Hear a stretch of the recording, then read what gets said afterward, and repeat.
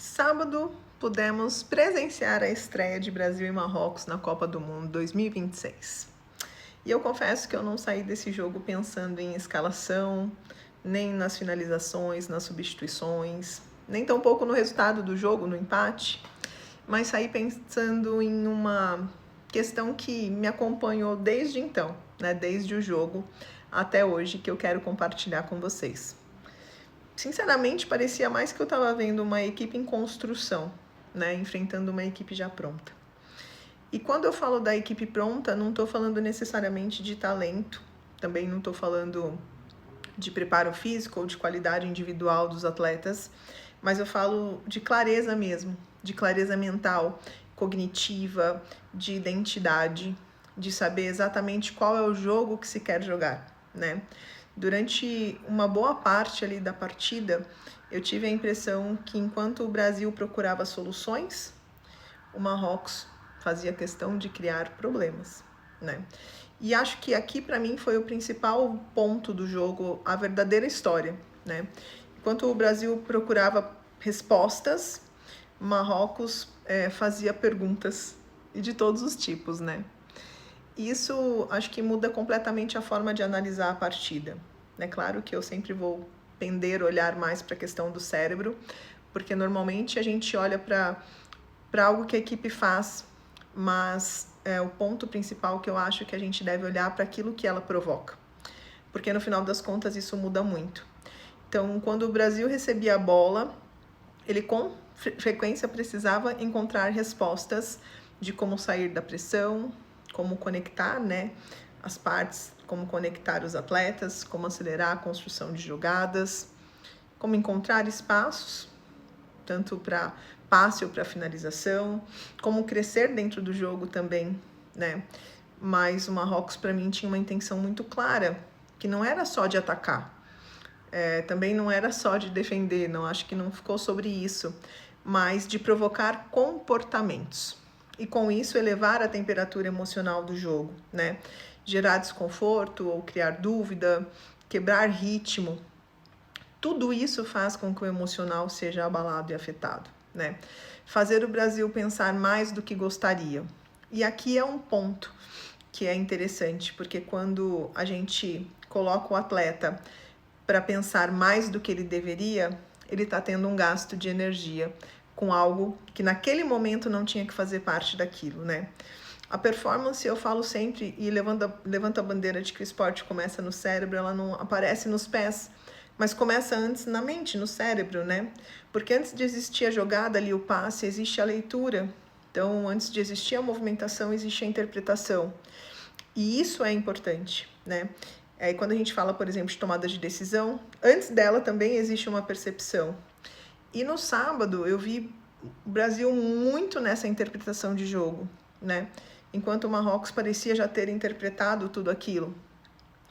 E aí é onde eu falo que a energia é algo muito raro, escasso mesmo do nosso organismo. E quando uma equipe entra em campo precisando descobrir o jogo, durante o jogo, ela gasta energia tentando entender. E a energia custa caro, né? Só que quando a gente já sabe exatamente o que quer provocar, a energia ela vai para a execução. Isso parece um detalhe, mas não é. É algo que faz uma diferença muito grande, né? O futebol ele é um esporte de decisões e elas dependem daquilo que o cérebro consegue perceber. Não tem como a gente ter boa tomada de decisão sem isso estar alinhado, né? Então, quanto mais dúvida existe, mais energia mental ela é consumida. Então, e quanto mais energia é consumida, mais difícil fica a execução. Isso é algo que não tem como fugir, né? E acho que por isso que talvez muitas pessoas tenham tido a sensação de que o Marrocos estava confortável na partida. Talvez não seja necessariamente o conforto em ter a bola, né? Ou o conforto em conseguir atacar mais, mas o conforto de saber exatamente o que você quer que aconteça e o conforto de estar gastando a sua energia na execução e não neste preparo todo, né? Então, enquanto o Marrocos parecia já saber, o Brasil parecia que estava construindo isso. né? Isso, na verdade, não é uma crítica, mas é um alerta. É um alerta de que é necessário a gente olhar para esse processo, porque as equipes, elas não nascem prontas, elas se tornam prontas, né? É uma construção mesmo, é uma construção que vem, e o principal ator disso tudo é o cérebro, não tem como fugir disso. É ele que constrói padrão, ele que constrói referência, é o cérebro que constrói entendimento coletivo, é o cérebro que consegue construir boa tomada de decisão. E acho que o que a gente viu no sábado, então, tenha sido justamente isso. Uma seleção que estava ainda começando a construir uma ideia contra uma seleção que já tinha profundidade na ideia construída, né? E falando disso, claro, que é o que eu faço, o que eu trabalho, a gente vai assistir o jogo e muitas vezes entende que a solução é treinar mais saída de bola, aprimorar a parte física, fazer determinadas substituições, né? Treinar sob pressão, treinar a construção de jogadas. Mas eu acho que a principal e primeira pergunta, ela tem que ser outra, né? De que é como que a gente constrói uma equipe que não precise passar 90 minutos procurando respostas, né? Porque essas equipes maduras, elas entram em campo, e atletas maduros entram em campo tentando descobrir nada. Eles já sabem quem são, né? Eles já têm essa convicção.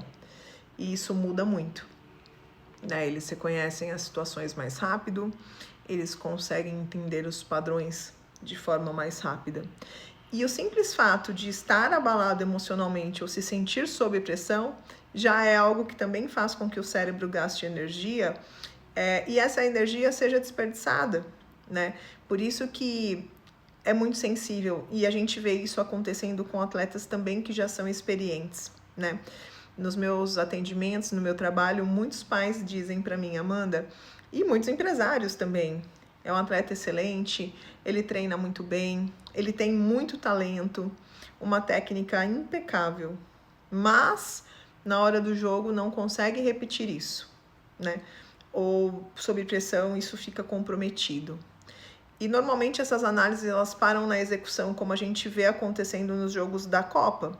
Então as pessoas olham os passes errados, as decisões erradas, as finalizações erradas, e quase ninguém vê, né, como é que estava o sistema que produziu aquela decisão, como que estava o sistema, na verdade o cérebro, que é um sistema e é o principal sistema dentro do futebol que eu enxergo hoje em dia, que não sabe o que fazer numa hora decisiva, né?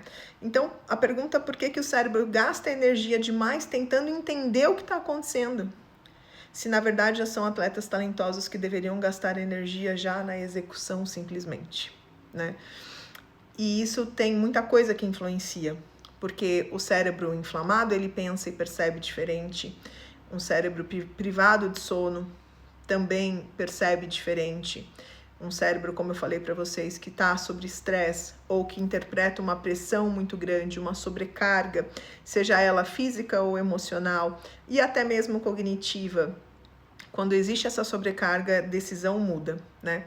E quando a decisão muda, é um efeito cascata, porque a performance também muda, né? Então, quando eu falo dessa questão dessa análise da neuronutrição, não é olhar só para músculo, não é olhar só para a parte física, não é olhar só para a quantidade de treinamento, a quantidade de descanso, a quantidade de técnica. Claro que tudo isso é importante, mas a gente precisa olhar primeiramente para o sistema que controla tudo isso. E aí vem, então, todas as questões que estão alinhadas ao cérebro, que é a cognição, o comportamento, a neuronutrição, que são as necessidades nutricionais do cérebro, e os processos emocionais. Todos eles, então, esses 4 pilares, eles são fundamentais e eles influenciam para que uma seleção entre lá e consiga fazer tudo que ela deseja, tudo que ela almeja, né? Quem percebe mais rápido não passa o jogo inteiro procurando respostas, né? Começa a criar perguntas. E isso faz a diferença, né? E essa foi, com certeza, a principal diferença que eu vi no jogo do Brasil, né? Essa criação de respostas e essa questão de constantemente resolver problemas é onde tem um gasto de energia desproporcional, né? Então, aí você deixa de produzir e começa a reagir, né? Enquanto um conduz, o outro reage. e aí a gente tem o problema estabelecido, né? Nesse sentido, eu continuo levantando a bandeira de que o esporte começa no cérebro. Eu não saí do jogo pensando no empate, como eu disse para vocês, mas saí pensando em todo esse contexto, né? Saí pensando em quanto a gente ainda precisa fomentar e disseminar essa informação de que é importante, né, essa análise mais criteriosa para os processos emocionais e cognitivos e neuronutricionais, né? Isso faz a diferença, isso vence competições, vence Copa do Mundo, né? As equipes prontas já conseguem influenciar o jogo.